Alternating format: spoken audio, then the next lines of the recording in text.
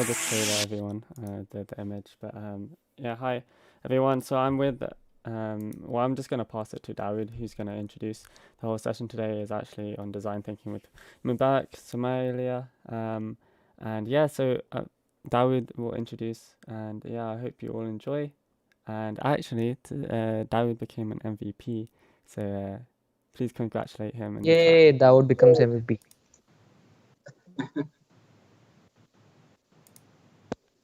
Okay, we can't hear you, Dawood. Dawood, you're on mute.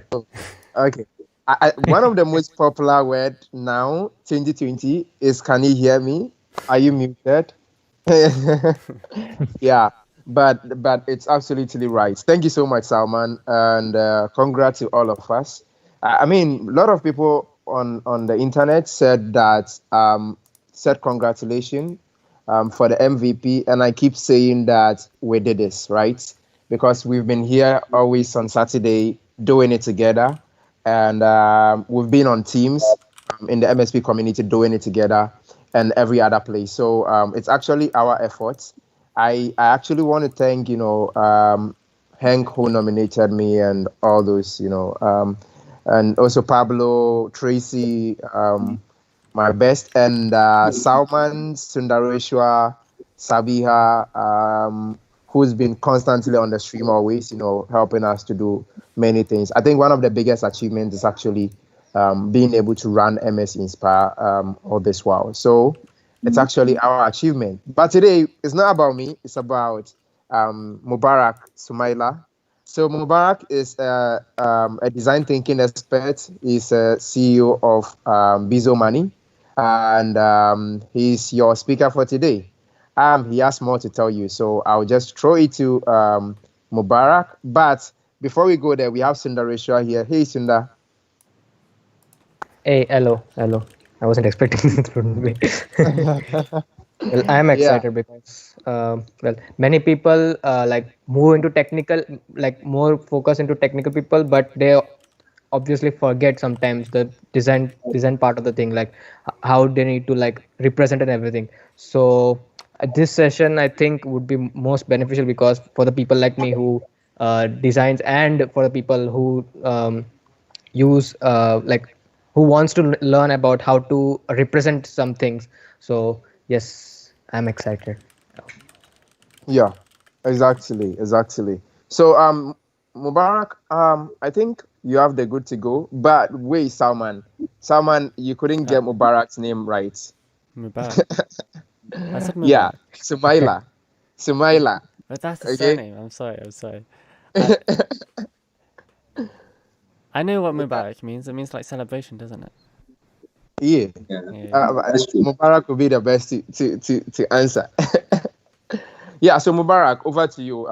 The show is yours. Right. So, I mean, great intro, and thank you for having me. So again, my name is Mubarak Smiler. I'm the CEO of a fintech company in Ghana called Bezo Money. It's a digital savings and lending platform that we've built for people in the informal sector. And I also work with the Design Thinking Ghana Hub as a facilitator. And aside that, I also have a side hustle, which is running a podcast series called A Triad called VC, which exists to bridge the information gap between African startups and the venture capital. So I'm really happy to be here and share with you some of the strategies that we apply in design thinking, and also what design thinking is. I was in a program in Ghana called MEST, Meltwater Entrepreneurial School of Technology, where I studied software entrepreneurship. So I was more or less the advocate for design thinking during the training program, and I realized how techies, it was like there was a tension between techies and then design thinking, right? So they were always in a hurry to build instead of spending time to understand the space and also to understand the problem before building something. And so I'm really happy to do a deep dive into that and to share with you what I have. And so I'm going to share my screen right now. Great. So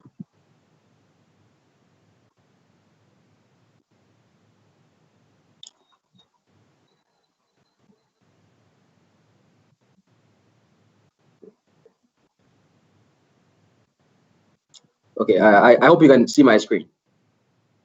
Yes, we can see it. That's great. All right. So I'm going to present now.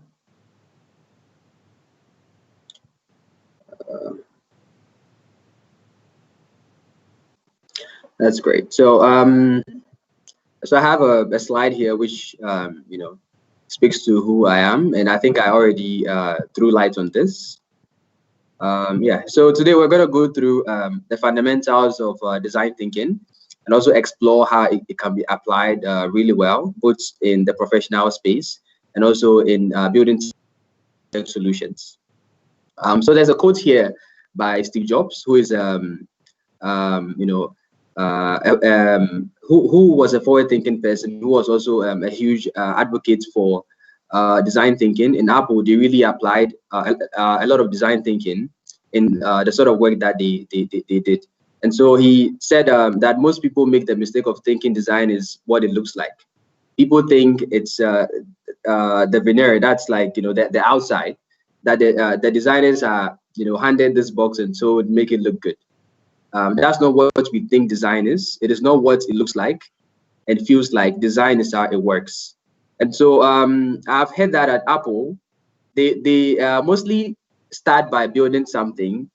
They mostly start from the outside, right? And they look at how the thing is supposed to look, or how the thing is supposed to function from the outside, and then hand that over to the tech team, which looks at what the design team has basically come up with, and then build based on that. And so at Apple, you know, design thinking was really applied in most of their processes. It was actually applied in designing the mouse, yeah, and all of that. And so there's also a text here which says the process we go through to create a product, service, or platform based on the perspective of how it will be understood and used by the human user.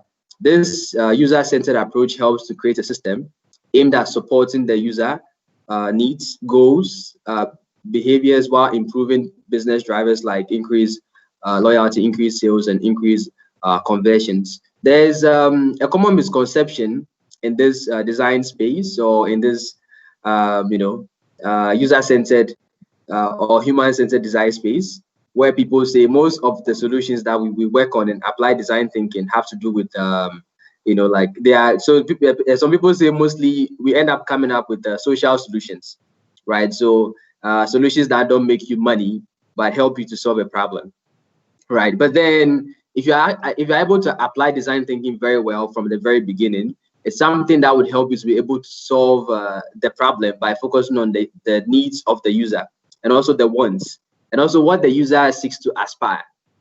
And at the end of the day, if you are able to, you know, fulfill all of these needs and wants, you end up doing something for the user that the user would be willing to pay you for. And so in design thinking, we really focus on both the needs of the user, and also helping you to make something out of the user based on solving the problems of the user. And so this is the traditional design thinking process. You know, it starts off by empathizing with the user.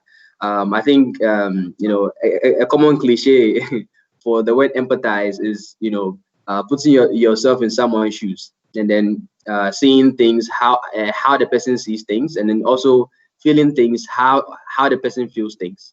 So after you empathize, you go through the phase where you have to define whatever you've been able to get from the user, and then based on what you have, you then ideate, and then based on your ideas, you build something and test, and then you know, go through the process until you are able to get something that really works for the user. Something to note here is that the process is iterative, right? So we don't just start from the empathy phase and run down to the test phase without going back. So you might get to the prototype phase and realize that you didn't empathize well with the user. And so what do? You need to go back to the empathize phase. So let's assume that you get to the prototype phase and then realize that you didn't really define the problem very well, right? So you'd have to go to the define phase. Now, something to note in the design thinking process is that we have a saying or a quote which says that the problem is not a problem. The problem is the identification of the problem. And so there are a lot of people out there who think that the best way to build something is to assume from the beginning that someone has this problem. And there are a lot of people out there who actually do that, right? So in their pursuit to solve someone's problem, they start off by assuming that that person has that problem, right? But in design thinking, we don't work that way. What we do is that we start off by listing down our assumptions. What do we think the user is going through? What are the problems that we think the user has? But also bear in mind that it's you thinking. We are the ones thinking here, not the user, right? So at the end of the day, you would have to go out there, you would have to speak to the user and understand the problem from the user's point of view. And that's why design thinking is very important. There are many stories of people who have come to Africa who try to build something for people here without understanding what the people are going through or why they are doing what they are doing, right? So with design thinking, you're able to do a deep dive into the life of the user and get to a point where you're able to see things through the lens of the user, see things from the point of view of the user. Now, it is at this point that you are able to know whether you can solve someone's problem or not, right? So usually the problem is not a problem. The problem is actually the identification of the problem, right? So I have another slide here which shows you basically what we had in the other slide, but then it throws more light on that. You would see that on the left-hand side, we have the empathize and also the define. So what happens at that point is that you are trying to get you're trying to understand the context, right? You're trying to understand the person who is experiencing the problem. You're also trying to understand why the problem exists, right? There's this saying in Africa that you might be trying to solve a problem, but someone might be benefiting from that problem, and you never know, right? So there are some people that actually benefit from problems that exist. And you would think that, oh, okay, there's a problem. Let me just, stand up and then go and build something for it. And then you go in and realize that it's a systemic, I don't know, like a process in place or something in place that is stopping that problem from being solved, right? So you'll never be able to get this until you're able to understand the context. Now, in order to understand context, you need to empathize. You need to go down there. You need to speak to the user. You need to interact with them. You need to immerse yourself in the life of the user, right? And then the other thing to do, like I said in the other slide, is after you've done all of this, you've spoken to the user, you've observed them, you've immersed yourself in their lives, you would have so much information that you've gathered from the user. Now you need to define this information. You need to synthesize it into meaningful form, in a form that you can actually look at and say, this user is seeing things this way, or this user is doing things this way. And then based off of that, we can say we understand things from the point of view of the user. So the middle point where the the thing meets, that's where we call the POV. That's a point of view. So that's where you are able to get to, and say, okay, I now see things or I now understand things from the point of view of the user. Now, after that, you can then say, how might we or how might you solve that problem that the user has? Then you need to ideate, right? Come up with various ideas. I think a common tool in that process is brainstorming, where you either get together a team of people and then sit down and then basically take post-it notes and then write various ideas on them, or you have a discussion and then come up with a lot of ideas. Now, one thing that we encourage at the ideation stage is to not criticize your ideas, right? It's very important for you to bring out the ideas as much as possible. Just pour them out. Don't criticize them. Now, after you're done with the ideation process, then you move into the prototype step.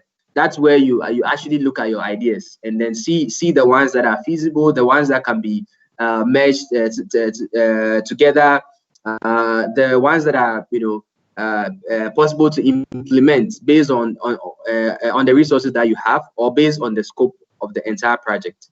And so once you've been able to prototype the solution, then you can test it.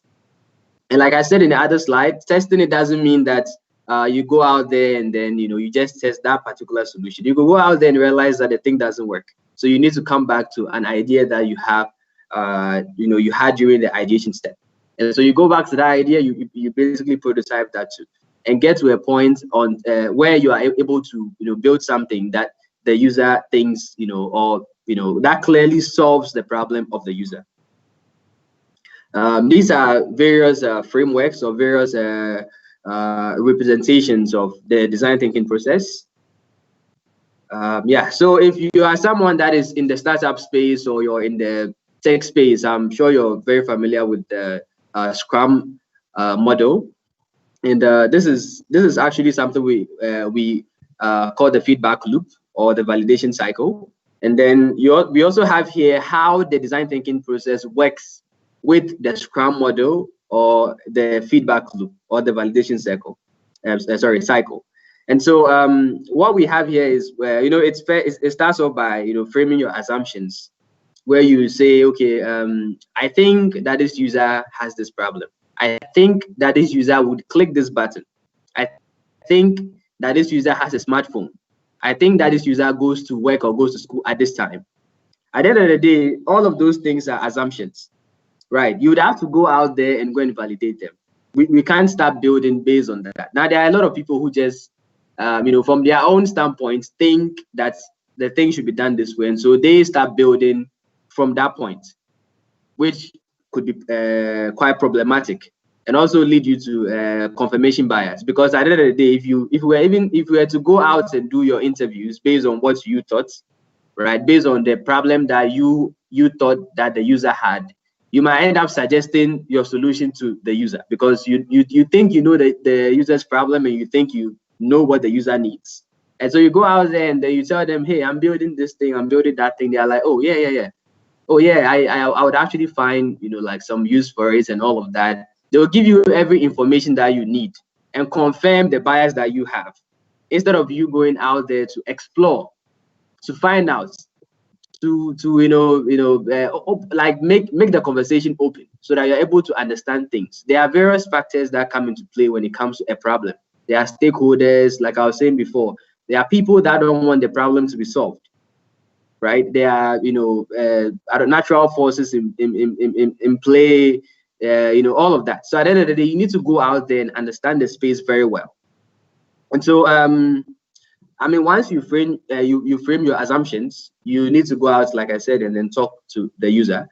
And then so you after that, you need to make sense of whatever you've gathered from the user, like I said in the other slide. So that's where you have to define whatever you've gathered by empathizing with the user. Now, after that, you brainstorm, like I said before in the other slide, and then you select the ideas that you think are feasible based on the resources you have or based on the scope of the project. Now, once you are able to arrive on something, let's assume that you go through the entire process and you arrive on an idea that the user thinks or that you've tested with the user, and clearly it solves the problem of the user. It really satisfies the needs of the user. What you then do is to put that solution into the feedback loop or the validation cycle. And so that's when you build. So that's when you build something we call an MVP, a minimum viable product, something that you can test with the user. So you realize that in the design phase or in the design thinking phase, we didn't build something solid. Maybe you did a prototype, but it wasn't something really solid. It was just something to basically show the user how the thing would look. Maybe it was a paper prototype. Maybe it was it was a video prototype, right? So at the end of the day, you would have to, if you've been able to validate all of that, all the problem, and validate that the solution actually solves that problem, then you build it. Right. So at that stage, you build something. Let's assume that you build a simple application, or you build a simple website, or like whatever. Let's assume that it's a hardware solution. You build something that is, but more like a scrappy version.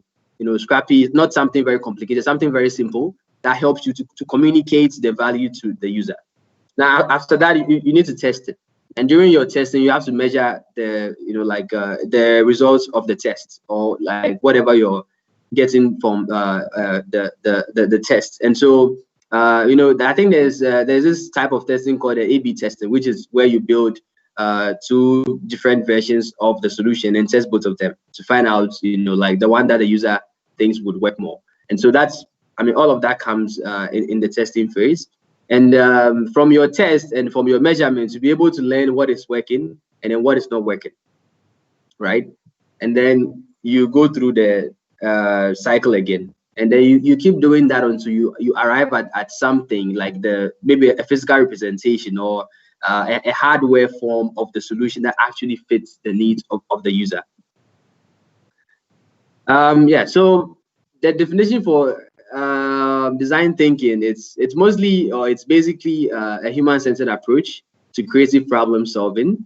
There are two parts of this definition that are very important. It's a human-centered approach, which means that we focus on the person that has the problem. We focus on the user.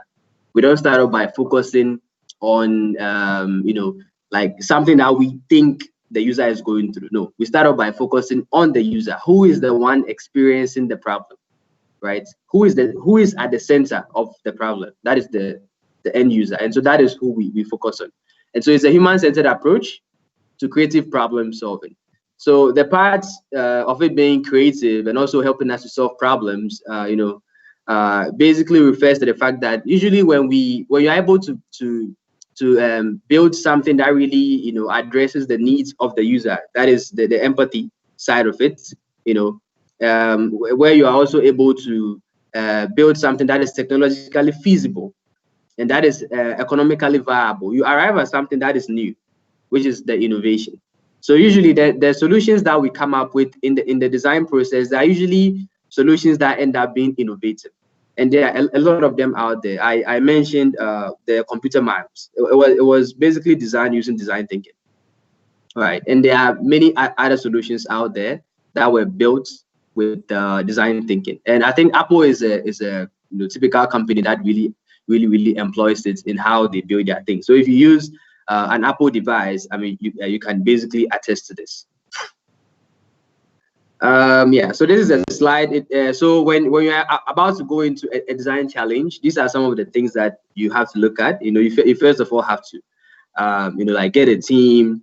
If you don't have the expertise that is needed to solve that particular problem, and it's also very important to actually work with people because it helps you to also get another perspective from a different angle, right? Because you're limited to what you know or what you can see and also hear. So it's very important to work with other people to also get them to bring like perspectives of how they also understand the problem based on how you've been able to empathize with the user. And also when you are building your solution, I'm sure you might need some skill sets on your team. Maybe you need someone that does front end or someone that does graphic design or whatever. So you need to get a team that would be able to help you to be able to do a deep dive into the problem and also be able to build the solution. And as usual, you need to, there has to be a team lead, someone that would delegate whatever, whoever is supposed to do. And so you need to also put down your expectations. What are the things that you're looking to achieve at the end of the day? That's what we call the scope. So what in which sort of space should your problem fall in? Are you doing something in the fintech space? Are you doing something in the agri-tech space? Are you doing something in the edtech space? So what is the space? What is the scope, right? And what are some of the limitations that exist within the industry or within that scope? And at the end of the day, what type of solution are you looking at? Are you looking at a tech solution or a non-tech solution? Or you're looking at you're basically looking at a tech-enabled solution. So what is it? So you need to put down some of those high-level expectations or things that have to do with the scope. So I think the rest are quite straightforward. Also, one thing to look at is the obstacles. What are the resources that you have? Do you have enough resources to be able to run this challenge for 8 months or 1 year, or you can only run it for 1 month? Right. And one thing about the design thinking process is it doesn't end. I always say that the process is very synonymous to how we think as human beings, right? And when we find something out, we end up learning something, and that's how the design thinking process is. It's a learning process, and so it never ends. You can do it and continue doing it, so you can improve the products that you've been able to build as a result of it. Right. So it's a continuous process. Maybe you don't have the resources to do it for a long time. You just look at the scope. You get together the people that you need. You look at the space that you're looking to, like work in and all of that, and then start. So this is a way to start. You can start off by framing the problem. So this is not the real problem. This is the assumption, what you think exists, right? And so what you can do is, together with your team, you can come up with a couple of problems that you want to embark on. And so this is something that can help. It's a tool that can help you to be able to come up with those problems. And then you can choose the ones that you think you want to do a deep dive in. Now, like I said, this is not the real problem. This is something to help you start. So this is an example of that. So the problem statements that they were able to come up with was 40% of our guests are missing their connecting flights. Right. So this is a preliminary problem, something to help you start thinking. So they were able to identify that, on their books, 40% of their guests are missing their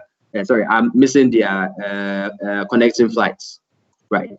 And so once you're able to come up with this, then you do a deep dive to find out why that is so, or why this is happening. Right. At the end of the day, maybe this is happening as a result of another problem. And you realize that, okay, if I solve that other problem, it would actually solve this problem. So this is not actually the problem. The problem is the other problem, right? And I often say that when you ask people about the problems they have or how they are intending to solve those problems, they'll tell you that, they need money. I need money for this. I need money for that. And then you ask them why. Why do you need the money? And they will say, okay, I need to use the money to buy this. I need to go to school. I need to. Then you ask them why. So you keep doing that until you find out the root cause of the problem that they have. And I think a very common example of this is someone tells you they need money, you give them the money, and then within a few days, the money just gets finished and their problem is still there. And so you wonder, I thought, this person needed the money and I gave him the money. At the end of the day, he has spent all the money and he still has the same problem. So his problem is not actually needing money. He doesn't need money. And that's not his problem, right? There's an underlying problem, and that is what we're able to find using this design thinking process. So let me just read what is here. Define the challenge your team will be focusing on. Having a clearly defined problem statement will keep the team on track throughout the session. Keep your challenge simple, but make it broad enough that you can reframe as an opportunity. We can leverage this opportunity later as we ideate and prototype a solution. So for now, let's just focus on the problem statement. Yeah. So as I was saying before, once you've been able to frame the problem or put down your assumption, you need to empathize, which is where you go out and find out what is actually there in the industry or what is actually there in the space. So the empathy phase, it says here, empathize is primarily a research phase. So this is where it actually involves, applying some research tools. It helps us focus on actual user problems, challenges. It gives us a chance to learn from business stakeholders, the technical environment, and users. They clearly define the problems we're going to attempt to solve. Research helps us gain understanding and insights into the challenges people have when interacting with various systems. We can leverage the insights gained to help us empathize with their challenges and attempt to enhance and improve their experience. And so what all of this is saying basically is the empathy phase is a research phase, and it involves you going out there and speaking to the various stakeholders that are within the space.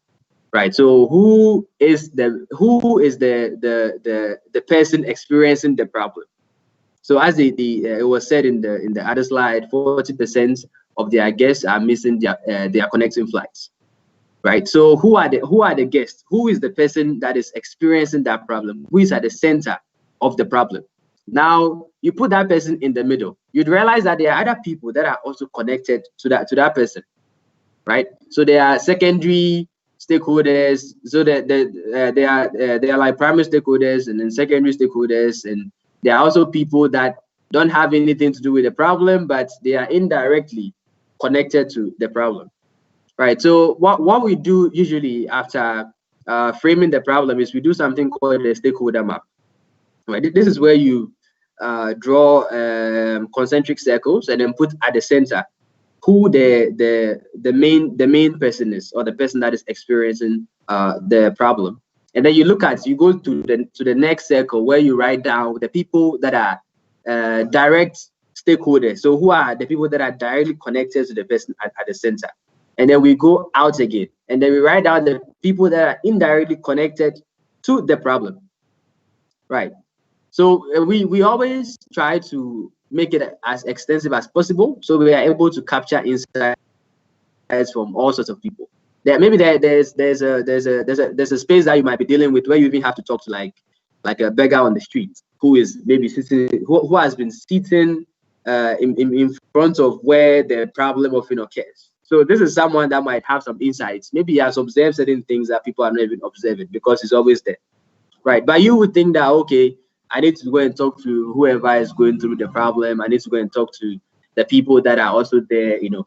But then that beggar or that security person or whatever is an indirect stakeholder in the space. They also have some insights that could help you, right? So we try to be as extensive as possible and to speak to as many people as we can who have something to do with the problem. And so these are the methods that we employ in the empathy phase. We have the stakeholder interviews. So this goes in line with the stakeholder map. Once you are able to develop the stakeholder map, you need to go out and then talk to the stakeholders. Now, before you go out, you need to come up with your questions. And in design thinking, we try as much as possible not to ask the users or the stakeholders leading questions, right? Leading questions are questions that basically suggest to the user what you're trying to do, right? And as I said before, a lot of techies are quite guilty of this. They always try to tell the user what is good for the user, but at the end of the day, you need to let the user tell you what is good for them. And so you come up with various questions, and like I said before, they should not be leading questions. So what we try to do a lot, one very common question that we use is, tell me the last time you experienced this, or tell me the last time you tried to do this. What we've also seen over the years is that anytime you ask someone a simple question like, how are you doing, or how have you been experiencing this thing so far, they might give you a short answer. But when you tell them, tell me the last time you did this, they are more likely to jump into telling you a story. Now, it's very important for you to get the user to get to that phase where they try to tell you a story of the last time the thing occurs. Because the moment someone tries to tell you a story, the entire problem becomes vivid in their heads. And then they will give you a lot more detail than if they were to answer a simple question. And so we often go with that question. Oh, tell me the last. And the interview should be conversational, right? So try as much as possible to avoid straightforward questions. You ask them the question and they answer you, right? You can do that with the quantitative interviews, right? But the empathy phase is a qualitative step, or a qualitative process. This is where you're able to understand, like I said before, the needs, the wants of the user, the goals, the motivations of the user, what the user is feeling, right? And there's research that shows that 80% of the time, people do things based on how they feel, not based on what they think, right? So the product or service that you're basically selling, people might be using it not because yours is better than the competition, but just because maybe you have a good customer service, I don't know, like a operation. So at the end of the day, maybe when they have a problem, you are always there to basically take care of them. But then maybe when they have a problem and then go to the competition, they don't get the same attention, right? So at the end of the day, people do things based on how they feel, right? And so we try to go in for that, try to understand them from that angle.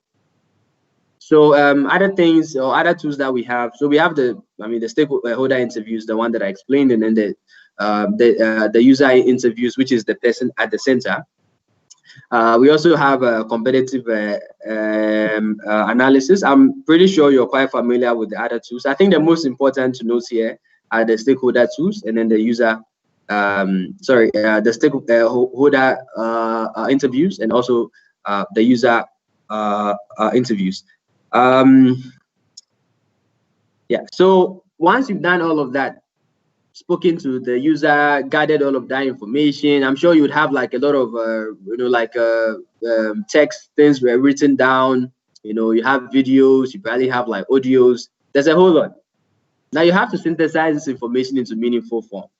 And one thing that I would also like to add to the empathy phase is when you are going out to do the interviews, it's very important to capture everything as much as possible based on what the user said. Like, just try as much as possible to capture everything the user said, the way the user said it.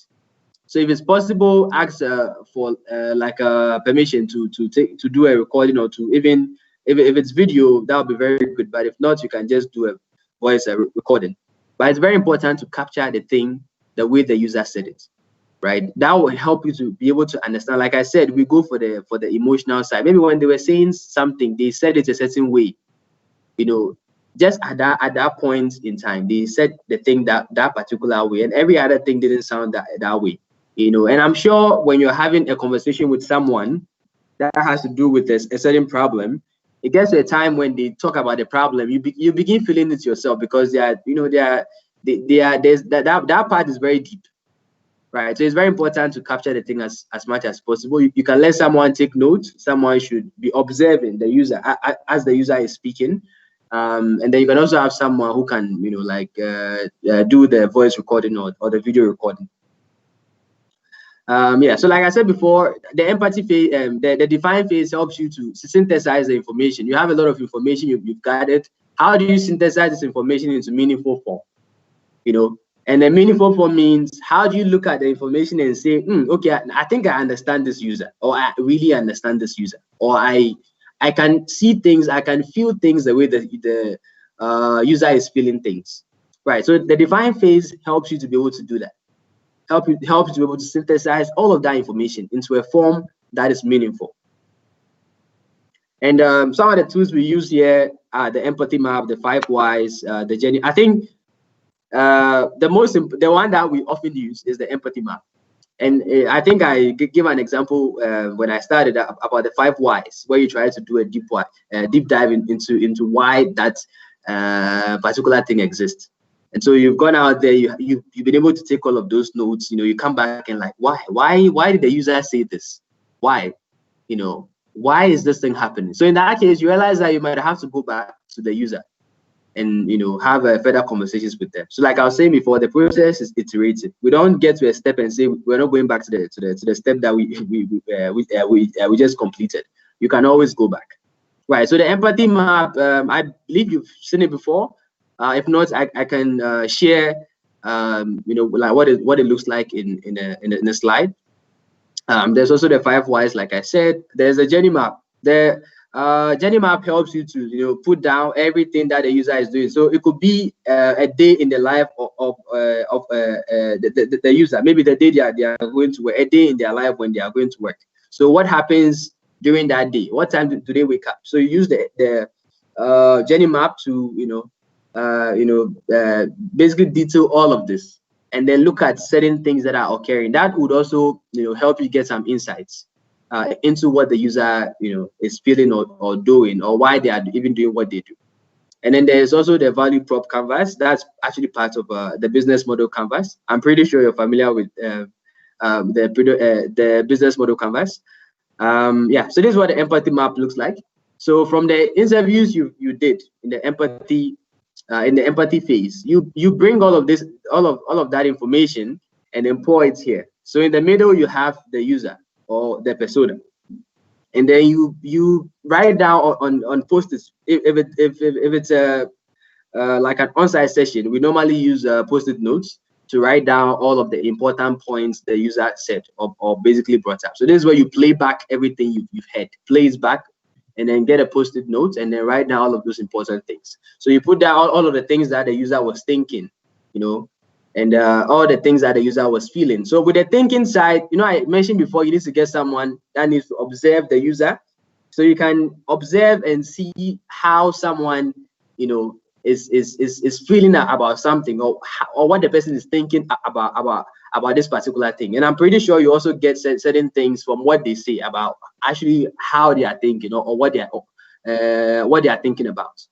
And also you put down what they say they've been doing when they are experiencing that particular problem, and then also put down what they've been saying when they are experiencing that particular problem. And so through the empathy map, we are able to get something we call needs or pains, and gains or insights.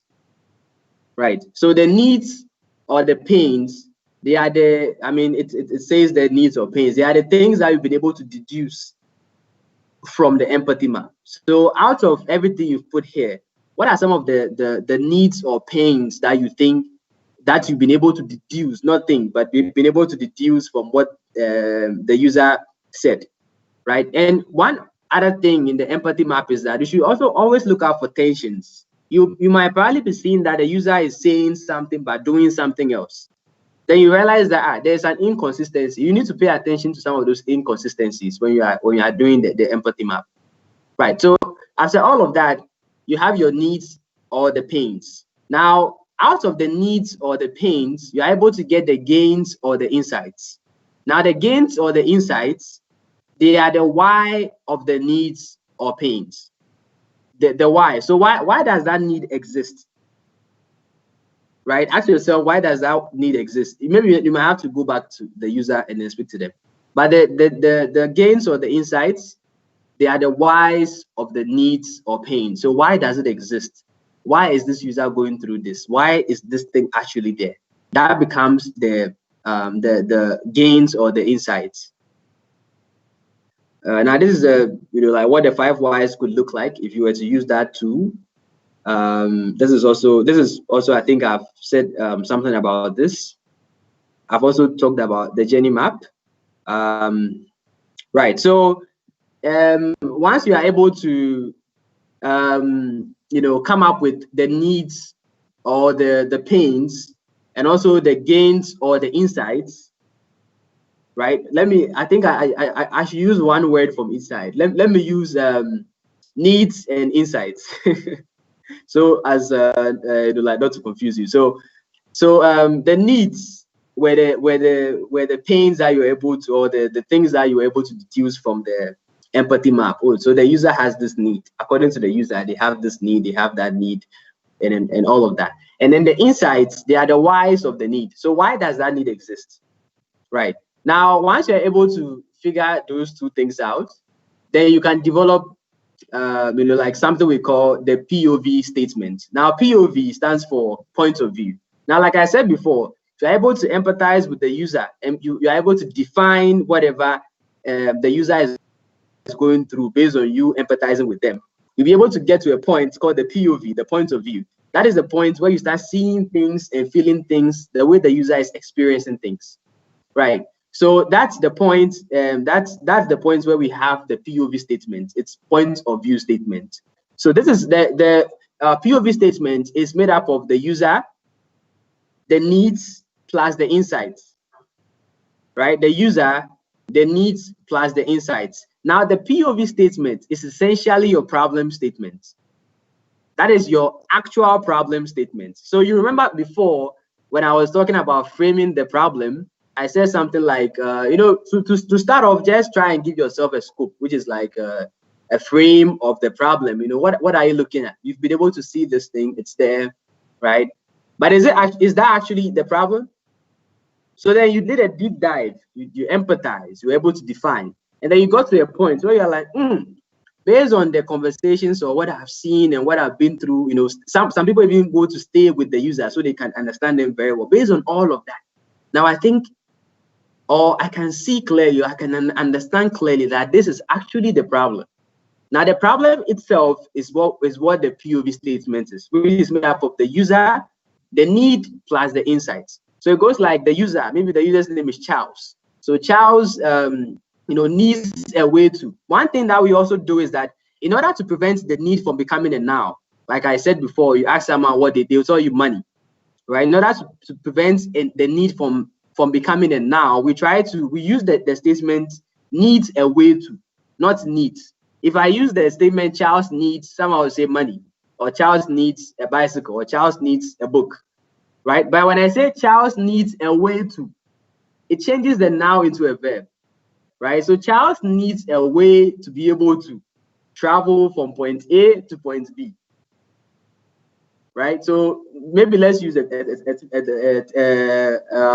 typical example. So Charles needs a way to be able to go to work, leave home at 6 a.m. and get to work at 8 a.m., without going to take public transport. Right. Now we ask ourselves, why does Charles want to leave home at that time, or get to work at that time? Now that why is the insights. That why is the thing you were able to deduce, the insight, the thing you were able to see, based on the conversation you've had with the user. So you're able to understand why. It's mostly like the aha moment where you're like, okay. So this is why the user has this need, right? So the POV is essentially the user, the need, plus the insights. Now it is out of the POV that you ask yourself, how might we solve this problem that we've been able to identify? Now that is the leap, or the step that leads us into the ideation phase. So that's where you basically use all sort of tools to come up with the ideas to solve the POV statement, which is essentially your problem statement. So these are some of the tools that we apply. There's card sorting, there's a crazy 8, there's mind mapping, there's brainstorming. The common one here is brainstorming. So a lot of people make a mistake with brainstorming a lot of times. This is where they sit down and then they come up with ideas and then they start criticizing them left and right. No, it doesn't work that way. So what you do with the brainstorming, there are two main ways you can do it. One way is you sit down with a team and then you share your post-it notes with each team member, give them a felt pen or a marker. Now we normally use a big marker so that the person doesn't write too much on a post-it note. When you give them a pen, they will write too much on it. So we use the marker so that the idea they put on it is usually very big and very small, like something, just write one word, right? So when you share the thing around, every user has to keep quiet. Just, everybody should just shut up.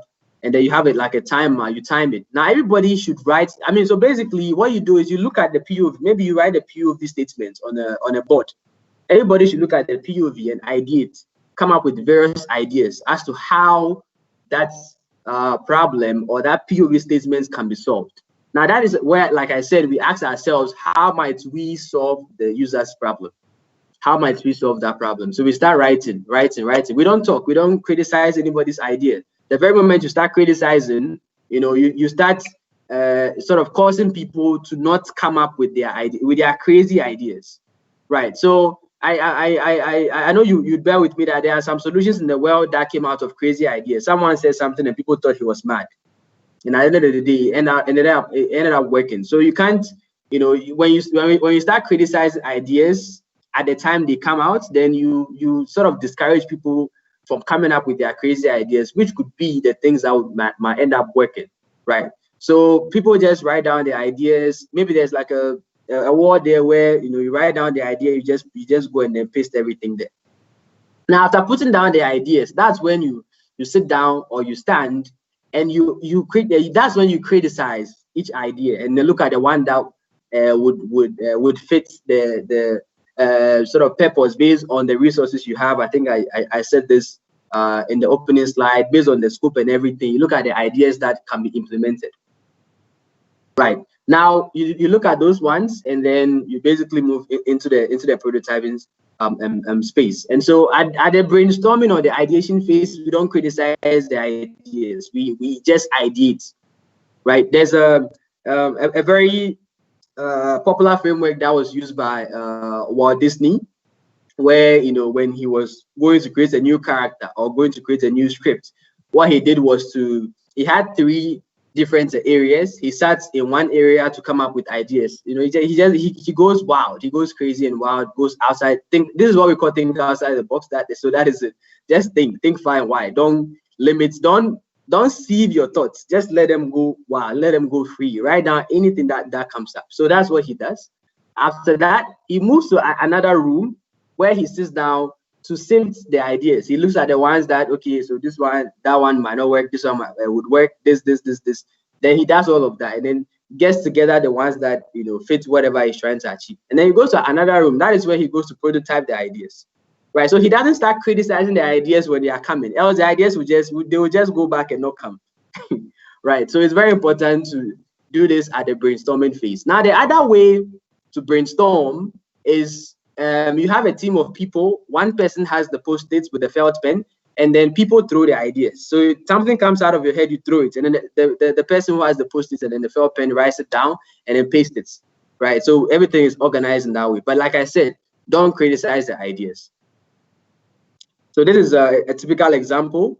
So you see in the part that says generate solutions, you put down all the ideas, you know, pour everything down, and there's this other step. This is the crazy 8. So there's this other step where you can group. You realize that some of your ideas that you put there on the wall, some of them are similar, right? Some of them could work together. You try and then get them together, and then you can even name them, right? And after that, you can vote as to the ones that you think you want to implement. And also another thing to note is, like I said before, after prototyping and testing, you might come back to come and choose another idea again to go and implement. So you choosing one from here or a group from here does not mean that that's the final thing. Let the user tell you what the final thing is. Okay, these are other tools. Okay, so this is the prototyping phase. I'm pretty sure you're very familiar with wireframing as a techie. So this is where you basically you know, do like a prototype of the solution. You can use wireframes. You know, there are tools like Figma and whatnot. You can sketch it. If maybe you can come up with like a story and sketch it and show them, you know, the user moves from here to there. And also you can even sketch it as a normal sketch if you're not good with coming up with the wireframes on the computer. It could be a story, like I was saying. It could be a story where you tell us what the user goes through to achieve whatever they want to achieve. Yeah, so this is a prototype canvas, you know. So this is more like the storytelling, where you tell us, okay, step 1, this is what the user will do. Step 2, this is what they will do. Step 3, this is what they will do. And step 4, this is what they will end up doing. So after doing all of that, you need to go out and then test it. So in the testing, we have something called the usability testing. So you look at the different tasks or the different things that the user has to do. So let's assume that it's an app. What are the different things that you intend? What are the different things that the app is supposed to do? So at this step, you test each of those things. There's something called A/B testing. I think I said that in the previous slide. This is where you build it's like a similar version, different versions of the same solution, and then test both of them and see the one that, you know, like the user would like more. And then there's focus group, where you bring together the user. I think there's even something here we call co-creating, right? This is where you can even bring the user during the time you are even ideating, and then get them to even bring on some ideas. But then with the focus group, you also bring them around and then speak to them and try to see what they think about the idea. Now there's a problem here. Usually when people are testing solutions, they tend to, you know, try to tell the user what they are supposed to do. Maybe you have an app and the app is on the phone and you give the things to the user to, and then the user is clicking somewhere else. You know, you'll be tempted to say, hey, no, don't click there, click this other part. You know, no, you're supposed to click. Let the user let the user show you what their mind is telling them to do, right? Just follow what the user is doing instead of trying to tell them what to do. Otherwise, you end up building something, and the user would be behaving the same way they were behaving when you were telling them to click this and click that, right? And the way you want at the end of the day, you're not building the solution for yourself, right? You're building it for someone to use. Let them tell you how the thing should work or what the thing should do, right? So it's very important to allow the user to direct you, especially during the testing. And like I said before, you might test and find out that whatever you built doesn't make any sense to the user, and then you might have to go back for another idea. You might have to go back to the empathy phase, or you might have to go back to the define phase, right? Because you didn't maybe get something well enough. Yeah, so this is basically a summary of the design thinking process. Like I said, it's a human-centered approach to creative problem solving. And yeah, and like I said before, I mean, it depends on what you're even trying to do. Based on that, you get together the team that you need. And then the empathy phase is a research phase. It's like the most important phase. It's the thing that a lot of people don't do. A lot of people don't like to understand other people's points of view before even talking, even in a simple conversation, right? It pays to understand things how the other person is understanding things, right? People are some of their experiences and the sum of what they've seen or how they've been brought up. It's very important for us to be able to see things or to feel things how they are experiencing things. Once we're able to do that, we're able to know why people act the way they act. And so if you miss that step, it's highly likely that you miss every other thing because you make wrong judgments based on that person. And at the end of the day, you're building something that might end up being monetized, right? Now, if you don't understand the person who is going to use it, you'll build it and the person will tell you that they have no use for it. And you'd have spent so much time coding and doing all of that. And at the end of the day, who would pay you, right? So it's very important to make sure that you understand that step very, very well. And like I showed you in the other slide, there's a way to combine the design thinking process with other tools like the validation cycle or the feedback loop, which is also called the build, measure, learn, feedback loop, and also the agile model or Scrum, and all of that. So these are some of the resources that you could find on the design thinking process. Yeah, so there's a quote here. It says, don't make something useless. Don't make something unless it is both necessary and useful. But if it's both necessary and useful, don't hesitate to make it beautiful. So, after building something, try and make it as nice as possible. All right, so that's my final slide. Thank you.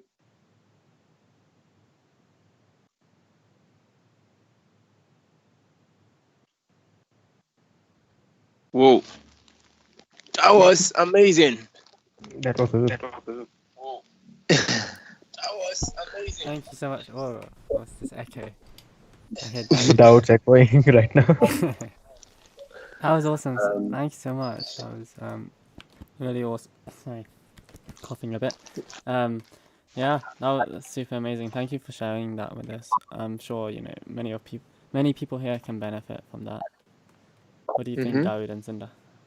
Yeah, I think when the topic was out, it was weird how we could understand design thinking. I'm sure people thought about Photoshop and then UI UX stuff, but as Mubarak dived deep into the topic, we all understand that hey, design thinking is just way than just graphic stuff, right? So I think it's really useful. And imagine that you just build a solution that no one gets to use it, just because you didn't involve the people you are building the solution for, right? So I think this is an important topic that we've never covered here on MSInspir. Or I keep saying MSInspir.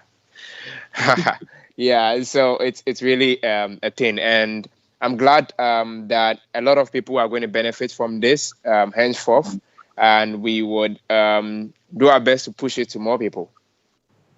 What did you get from it, Cinda? If you ask me, then I did say that in the starting that people tried people involved doing technically so much that they forgot that the represent Design part, part, yeah. the representation of the app thing. So yes, now I got to know, like, first, well, in the end, he just summarized that make something useful, then think of design and make sure it looks good also. So I would take note of. I did take note of so many things today right now. So yes, I would apply to my, like, the software that I develop and everything. And yes, I did enjoy the session. Yeah. So in the chat, I see people are saying that was an awesome presentation by Ismaila Adams. Looks like the name of Mubarak.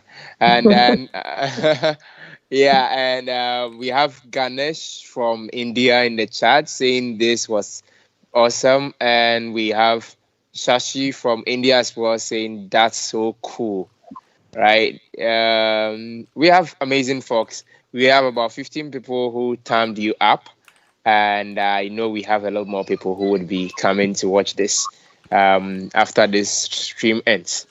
So it was amazing, Salman. I didn't do anything. What do you mean?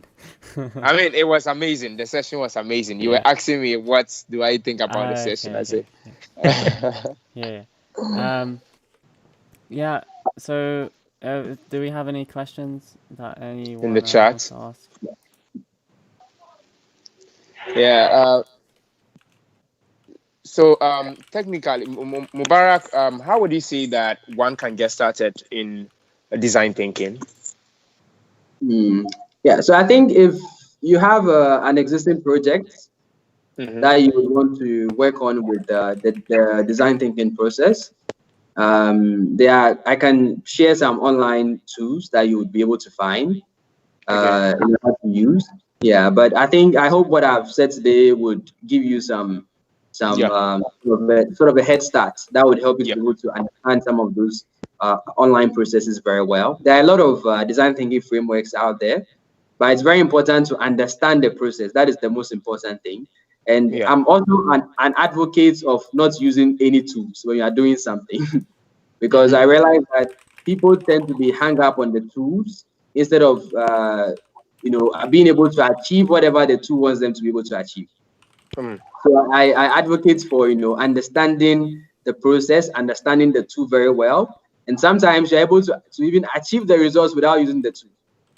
Yeah. Which is the most important thing, the results, not necessarily the tools. So I can share some resources that would be able to help you if you want to apply the design thinking process to like a problem or like a project that you have that could sound or could be very interesting. Yeah. Amazing. So a very quick one. Mubarak, what's Bizo Money? Oh yeah, so Bizo Money, it's a digital savings platform that is built on USSD. It's USSD is unsupplementary, unstructured supplementary service data. So it's a GSM protocol that works on it works on feature phones mostly, and also smartphones. It doesn't require any internet connectivity. So Bezo Money works on it, and what we do is to help people save based on savings goals. So they can set savings goals and then save towards them as individuals and as groups. And then based on the savings, they're able to build a savings history based off of which they can get access to loans. And it's something that we've built mostly for informal sector people, for unbanked people, people that are underserved, underprivileged. And I'm also happy to share that we applied a lot of design thinking in coming up with a solution. It's something that is meant for the bottom of the pyramid. So we needed to understand them very well. It's also a financial service platform. And if you've seen, a lot of banks don't they end up building things not because the user wants them, but because the bank thinks is useful to the user. We went did a deep dive, tried to understand every single problem within the space. Why are the users saving money the way they are saving money? Why aren't they taking their money to the bank? Right. So all of that. So we did a serious deep dive to understand all of that. and to be able to build it. So at the end of the day, whatever we built was something that the user they were very happy with it. And since then they've been basically using it very well. Oh, okay, yeah. Amazing. So a quick question in the chat. Someone, would you like to read it out? Because I think I could continue getting on conversations with Mubarak because we have that personal relation. But someone said, what are some of the questions in the chat? So we have one question, which was, when should you start learning design thinking, and when did you start it, Mubarak? Oh yeah, so I think I started sometime in 2018. So it's been a long journey. Yeah, it's been I think over a year or so. Yeah, and so I think being able to use it for a long time allowed me to be able to understand certain things really well. Especially, I think in the beginning, I had a lot of techies saying that, for them, they would just use the lean model. I'm sure you're very familiar with the lean model or the lean methodology, which is where you build an MVP and then you test the MVP, get feedback, and then iterate, right? Which is very similar to Scrum. So they were like, they wouldn't use the design thinking, they'll just use the lean model. So I was like, the design thinking process and the lean model, they are not exclusive, right? They depend on each other. You need one to frame the idea and you need one to build the idea. So what mostly happens with the lean model or the lean methodology is people jump into building the idea and testing it over and over and over and over again. Right? And then you end up, spending a whole lot of time building things, trashing code and all of that. This is time that could be saved by you trying to understand the problem before even building something. And so that was one challenge we had in the beginning when the techies were saying that they would like to build a thing first and use like BMC and the lean model to test it and keep doing that until they're able to arrive at something that the user would end up using. Awesome. Amazing. So I think someone just gave you awesome in the YouTube chat. That's from Safiano Abdul Rashid. Thank you so much for joining us today.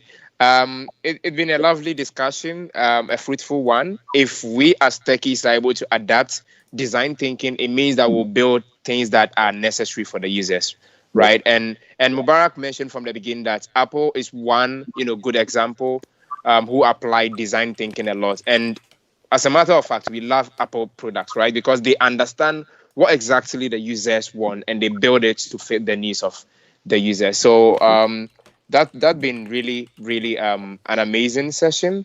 Okay, let me ask you one more question. How do you always stay awesome?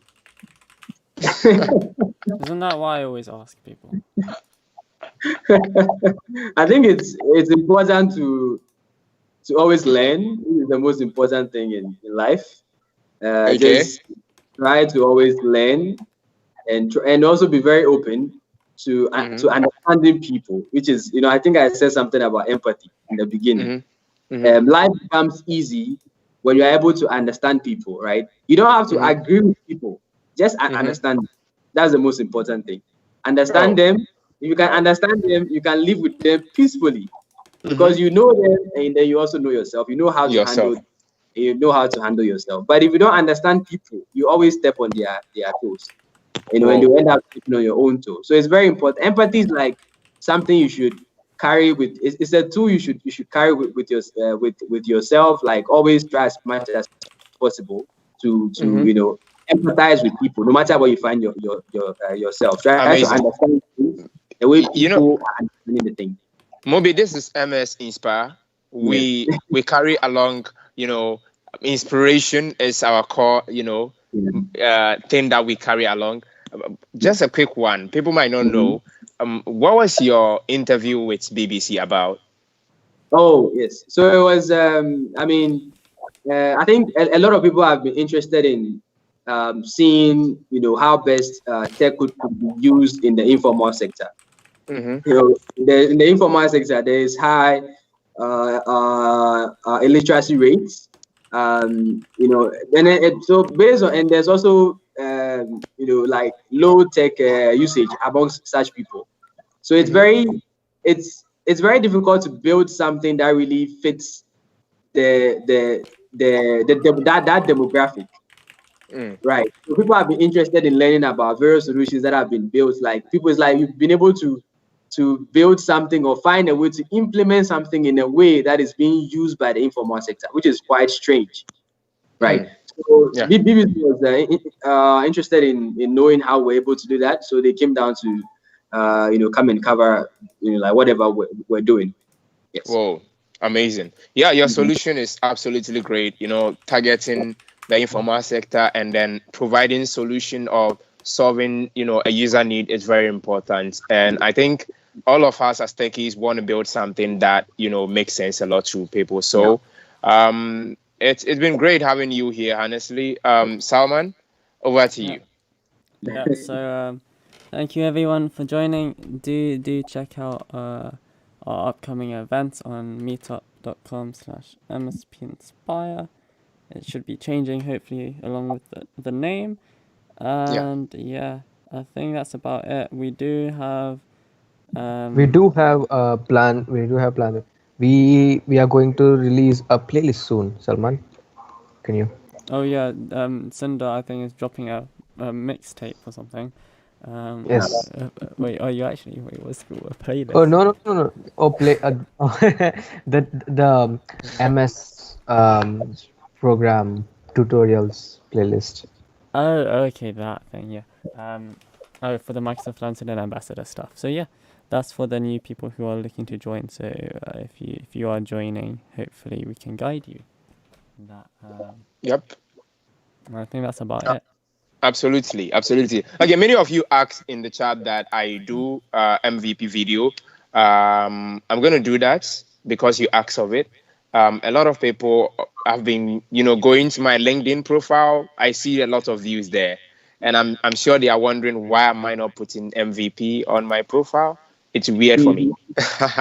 I like being just, you know, that guy that puts it up there late, but we are going to do the video, and I'm sure I'll be having Mubarak and some cool other folks who absolutely know me to the core on that particular call. So Mubarak, it's been fruitful having you today. Thank you so much. Great. Thank you. All right. Thank you. Sure. All right. Okay. Yeah, nice having you here. Salman, you have your trailer, you have your ending quote. Yeah, cool. We're gonna. Bye bye everyone. Okay. All right. Bye. Yeah, bye-bye. Thanks.